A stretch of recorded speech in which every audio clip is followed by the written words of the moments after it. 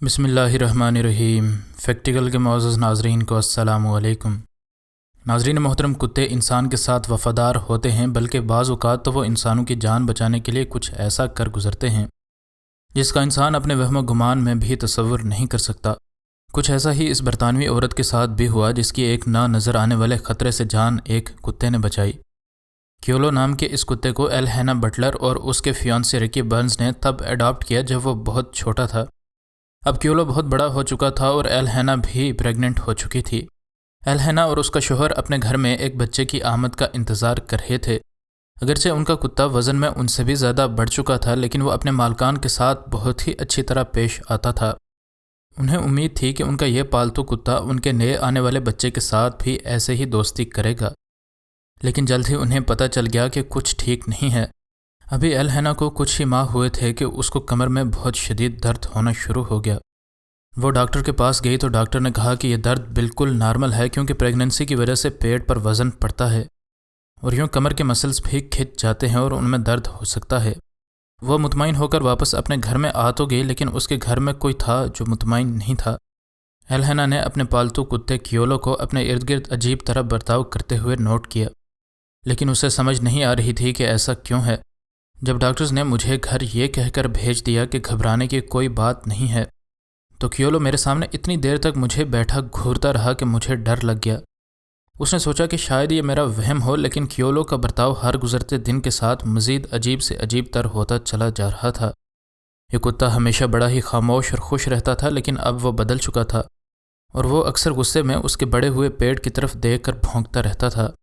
آج صبح جب ایل ہیننا کام پر گئی تو اس کے شوہر نے دیکھا کہ ان کا کتا بہت ہی عجیب طرح اپنی مالکن کی طرف دیکھ کر بھونکا، اور جب سے یہ لوگ اس کتے کو پال رہے تھے تب سے یہ کتا اس طرح کبھی بھی نہیں بھونکا تھا۔ وہ اس عجیب تبدیلی کو نظر انداز نہیں کر سکتے تھے، لیکن جب ان نے اس بارے میں ایک تصویر فیس بک پر پوسٹ کی تو تب سب کچھ اچانک بدل گیا۔ یہ کتا اب نہ صرف اپنی مالکن کے پیٹ کی طرف دیکھ کر بھونکتا تھا، بلکہ وہ اس کو اپنے منہ سے ٹکر بھی مارتا، روتا اور کافی دیر تک اپنی مالکن کو گھورتا رہتا، جیسے یہ بے زبان اپنی مالکن کو کچھ کہنا سمجھانا چاہ رہا ہو۔ ایل ہیننا نے بتایا کہ فیس بک پر جب میں نے اس بارے میں تصویر اپلوڈ کی تو میرے سارے دوستوں نے کہا کہ مجھے اپنے کتے کی ان حرکتوں کو سیریس لینا چاہیے۔ اب اس کپل کو یقین ہو چکا تھا کہ کیولو ان کو کچھ بتانا چاہ رہا ہے۔ ایل ہیننا نے کیولو کے اس کام کو ایک خطرے کے الارم کے طور پر لیا اور واپس ہسپتال چلی گئی تاکہ ایک بار پھر سے چیک اپ کروا سکے۔ ایل ہیننا کو ڈاکٹرز نے چیک کیا تو فوراً سے ایل ہیننا کو ICU میں شفٹ کر دیا گیا۔ اس جوڑے کو تب بے حد خوف آیا جب ڈاکٹرز نے ان کو بتایا کہ وہ ایک یقینی موت سے کچھ ہی لمحے دور تھی۔ آخرکار ایل ہیننا کو اپنی کمر میں موجود شدید درد کی وجہ پتہ چل چکی تھی۔ ایل ہیننا کو دونوں گردوں میں ایک انفیکشن ہو چکا تھا، جس وجہ سے اس کو کمر میں اچانک سے درد کی ٹیسیں اٹھتی تھیں۔ سونے پر سہاگا یہ کہ یہ انفیکشن بہت ہی کم لوگوں کو ہوتا ہے اور ہر سال سارے UK میں تقریباً ایک انسان کو ہی ایسا انفیکشن ہوتا ہے۔ اگر وہ وقت رہتے ڈاکٹر کے پاس نہ آتے تو نہ صرف ایل ہیننا مر چکی ہوتی، بلکہ اس کے پیٹ میں پلنے والی معصوم سی جان کو کوئی بھی بچا نہ سکتا۔ ایل ہیننا کو اندازہ تھا کہ کس نے اس کی جان بچائی ہے۔ خوش قسمتی سے ایل ہیننا جلد ہی صحت مند ہو گئی اور اس کی پریگننسی ایک بار پھر سے نارمل ہو گئی۔ کچھ ہی مہینوں میں ایل ہیننا نے ایک خوبصورت بچے کو جنم دیا جس کا نام ان دونوں نے لنکن رکھا۔ ان دونوں کی فیملی میں ایک نئے باب کا آغاز ہو چکا تھا۔ جیسے ہی لنکن پیدا ہوا کیولو فوراً سے اس کا دوست بن گیا۔ یہ دونوں اکٹھے سوتے اور کیولو لنکن کا اتنا خیال رکھتا جتنا کہ کوئی انسان بھی نہ رکھ پائے۔ جب ایل ہیننا نے اپنی کہانی ایک خبر رساں ادارے کو بتائی تو کیولو کو RSPCA اینیمل ہیرو ایوارڈ کے لیے نامینیٹ کر لیا گیا۔ آج بھی کیولو اپنی فیملی کی صحت کے بارے میں ان کا خیال رکھتا ہے۔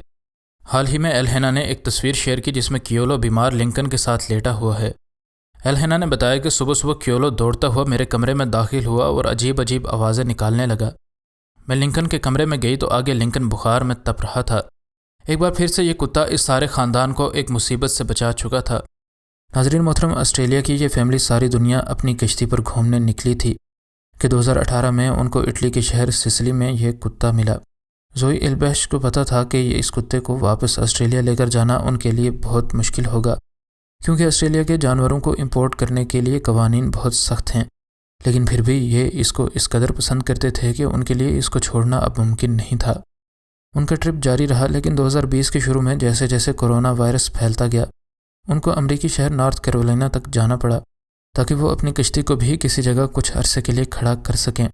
اور ان کے پالتو کتے جس کا نام اب یہ پپ رکھ چکے تھے کو کسی محفوظ جگہ چھوڑ سکیں۔ 27 مارچ کو یہ لوگ نارتھ کیرولینا تک 8 گھنٹے کی گاڑی کا سفر طے کر کے پہنچے تاکہ وہ پپ کو لین ولیمز نامی اپنے دوست کے حوالے کر سکیں۔ ان کا یہ دوست کافی عرصہ پپ کو اپنے ساتھ نہیں رکھ سکتا تھا اور اس نے ان کو یہ بات تب بھی بتائی تھی۔ کورونا نے شدت اختیار کی اور ان لوگوں کو ملک چھوڑنے کے لیے 48 گھنٹے دیے گئے اور آخر یہ لوگ جہاز پر بیٹھ کر آسٹریلیا پہنچ گئے۔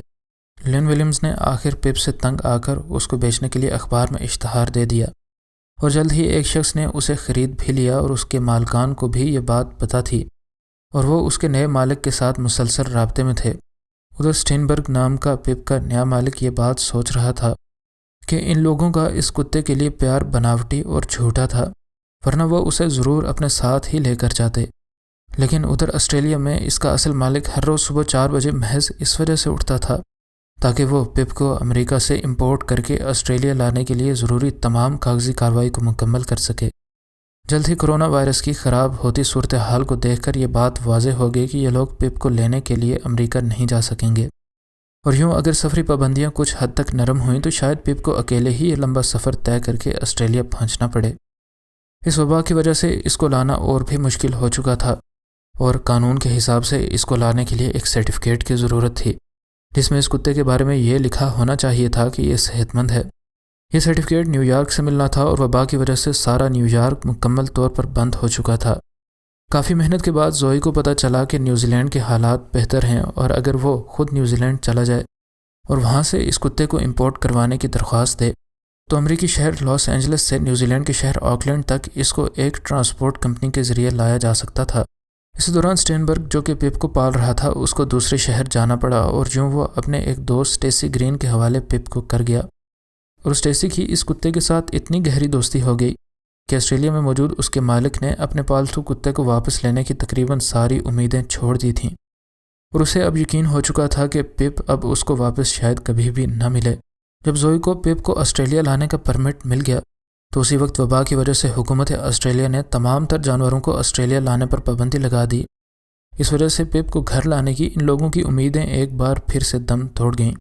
خیر اسٹیسی نے اس کو حوالے کرنے کی حامی بھر دی اور جو میلیسا ینگ نام کی ایک لڑکی جو کہ ایک ڈاگ ریسکیو فاؤنڈیشن چلاتی ہے اس نے رضاکارانہ طور پر اس کتے کو نارتھ کیرولینا سے لاس اینجلس پہنچانے کی حامی بھر لی، اور یوں یہ لڑکی گرینسبورو سے نارتھ کیرولینا کے شہر شارلٹ اور پھر شارلٹ سے اس کو اپنے جہاز کی سیٹ کے نیچے ڈال کر لاس اینجلس پہنچ گئی۔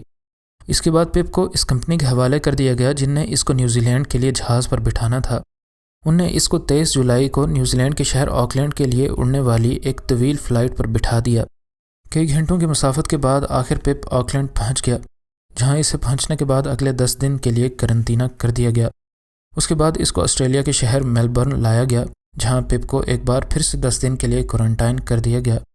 13 اگست کو پپ کو سڈنی پہنچنا تھا، لیکن اس وقت ان دونوں شہروں میں کورونا کی وبا زیادہ سخت ہو گئی اور مکمل لاک ڈاؤن کر دیا گیا، اور ادھر میلبرن میں اس لڑکی کے بھائی نے اس کی دیکھ بھال کا ذمہ لے لیا اور اس کو میلبرن سے سڈنی پہنچانے کی تقریباً 4 بار فلائٹس بک کی گئیں، لیکن چاروں کی چاروں فلائٹس کینسل ہو گئیں۔ آخر 11 اگست کو تقریباً 5 مہینوں اور ہزاروں میلوں کی مسافت کے بعد پپ سڈنی کے ایئرپورٹ پہنچ چکا تھا، جہاں زوئی اور اس کی ساری فیملی لوکل رپورٹرز اور فلم کرو کے ساتھ موجود تھے۔ زوئی نے بتایا کہ جب پپ نے ہماری آواز سنی تو وہ اسی وقت بھاگتا ہوا ہمارے ساتھ آ کر لپٹ گیا۔ آخر کئی مہینوں کی انتھک محنت کے بعد اس ساری فیملی کو ان کا یہ پالتو کتا واپس ملا تو ان کی خوشی دیدنی تھی، اور جتنے کہ اس فیملی کے لوگ خوش تھے یقیناً اس سے زیادہ خوش ان کا کتا تھا۔